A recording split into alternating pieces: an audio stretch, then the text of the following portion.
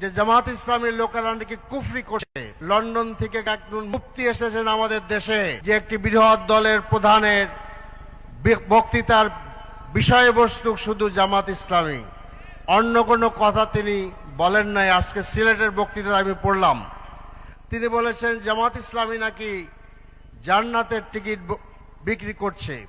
তা আমি এই জনসভায় আহ্বান জানাচ্ছি তাকে মেহরবানি করে এমন একটি উদাহরণ আমাদের সামনে পেশ করেন। রসুল মকবুল সাল্লাল্লাহু আলাইহি ওয়াসাল্লাম বলেছেন, কোনো মানুষ তার শুধুমাত্র তার আমল দ্বারা জান্নাতে প্রবেশ করতে পারবে না। কাজেই জান্নাত নিয়ে এত ঠাট্টা মশকরা করা ঠিক নয়। তিনি ফতোয়া দিয়েছেন যে জামাত ইসলামের লোকেরা নাকি কুফরি করছে। বিষয়টা খুব ভালো। 17 বছর পরে লন্ডন থেকে একজন মুফতি এসেছেন আমাদের দেশে, তিনি আমাদের মুসলমানদেরকে কুফরি আখ্যা দিচ্ছেন। আমরা একটি নতুন বাংলাদেশ চাই, যে রাজনীতিবিদরা ভারতের আশীর্বাদ নিয়ে দেশ শাসন করতে চায় এমন শাসক আমরা চাই না।